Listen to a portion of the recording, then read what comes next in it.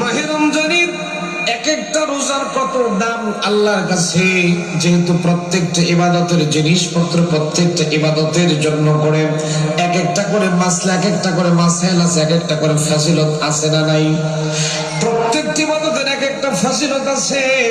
যেই ফজিলত গুলো প্রত্যেকটা ইবাদতের সওয়াব গুলো আল্লাহ রাব্বুল আলামিন ফেরেশতাদের মাধ্যম দিয়ে অথবা কারো মাধ্যম দিয়ে দান করবে। কিন্তু হাদিসে কুদসির মধ্যে এসেছে মাহে রমজানের ফজিলত, রমজানের বরকত, রমজানের মহত্ব আমার আল্লাহ রাব্বুল আলামিন নিজের হাতে দান করবেন।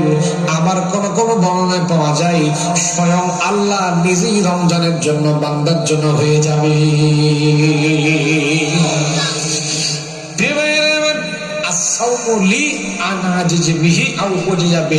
অর্থাৎ আল্লাহ বলছেন যে এর প্রতিদান আর কিছুই নয়, আমি আল্লাহ এর প্রতিদান নিজেই হয়ে যাব।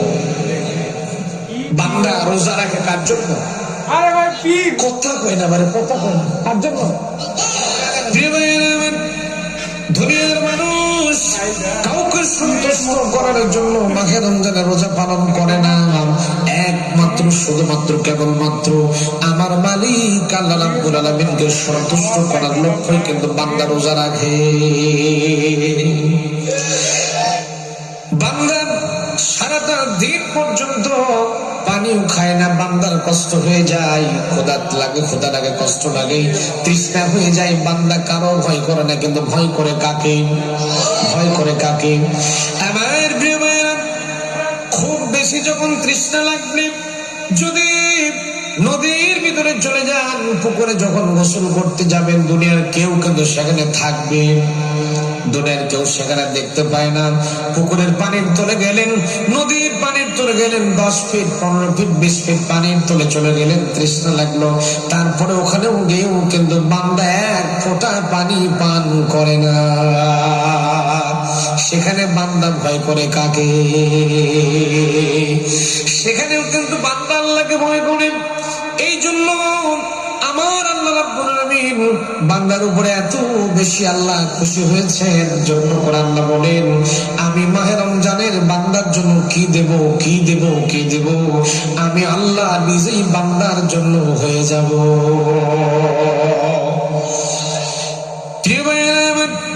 স্বয়ং আল্লাহ রাব্বুল আলামিন যদি বান্দার জন্য হয়ে যায়, ওই বান্দার জন্য কোনো সমস্যা থাকবে নাকি? জোরেকম থাকবে নাকি? প্রিয় ভাইরা, শুধু তাই, বুখারী মুসলিমের বর্ণনা, ছোট্ট একটা আলোচনা দিয়ে আমি তো মাহে রমজান আসতেছে, মাহে রমজানের বর্ণনা দিয়ে আমি আলোচনার মধ্যে যাবো ইনশাআল্লাহ। আমার প্রিয় ভাইয়েরা, ছোট্ট একটা বর্ণনা দিয়ে আমি আলোচনার ভেতরে যেতে চাই। কিয়ামতের ময়দান যেদিন শুরু হয়ে যাবে, সূর্যটাকে, জ্বলন্ত সূর্যটাকে আল্লাহ রাব্বুল আলামিন মানুষের মাথার উপরে দাঁড় করায় দেবেন। কেউ বলেছেন এক হাত উপরে, কেউ বলেছেন অর্ধ হাত উপরে জ্বলন্ত সূর্যটাকে দাঁড় করে দেওয়ানো হবে। সূর্যটা এসে মাথার উপরে যখন দাঁড়িয়ে পড়বে, গুনাহগার যারা হবে, গুনাহগারের মাথার চামড়ি ফেটে যাবে, গুনাহগারের মাথার মগজগুলো গোলাগুলি নাক কান্দে পড়তে থাকবে। সূর্যের জ্বলন্ত তাপ চলবে। আল্লাহ রাব্বুল আলামিন কোরআনে কারীমের ভিতরে সুন্দর করে বর্ণনা করছেন, লাশ-শামসু ইয়ানবাগি লাহা আন তুদরিকাল কমরা ওয়ালাল-লাইলু সাবিকুন নাহার ওয়া কুল্লুন ফি ফালাকি ইয়াসবাহুন।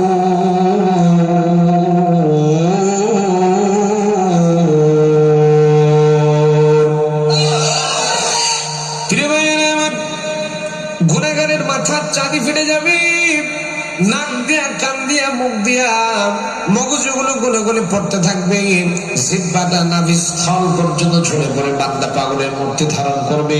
সেখানে মাহে রমজান আপনাকে গ্যারান্টি করছে, মাহে রমজান আপনার জন্য গ্যারান্টি দিচ্ছে সাউজুন্নাহ। মাহে রমজান বলতেছে আমি রমজান, আমাকে যদি তুমি কদর করতে পারো, আমার মাহাত্ম্য যদি তুমি ধরে রাখতে পারো, আমাকে যদি সঠিকভাবে পালন করতে পারো, ইফতার সেহরি ইফতার বেতের যা আছে তার আমি সঠিক যদি পালন করতে পারো, আমি মাহে রমজান তোমাকে গ্যারান্টি দিলাম, দুনিয়ার মানুষ তোমাদেরকে গ্যারান্টি দিলাম, যেদিন হাসরের মাঠে জ্বলন্ত সূর্য যেদিন তোমাদের মাথার উপরে দাঁড়ায় যাবে, আমি মাহে রমজান আমাকে যদি তোমার সঠিকভাবে পালন করতে পারো, আমি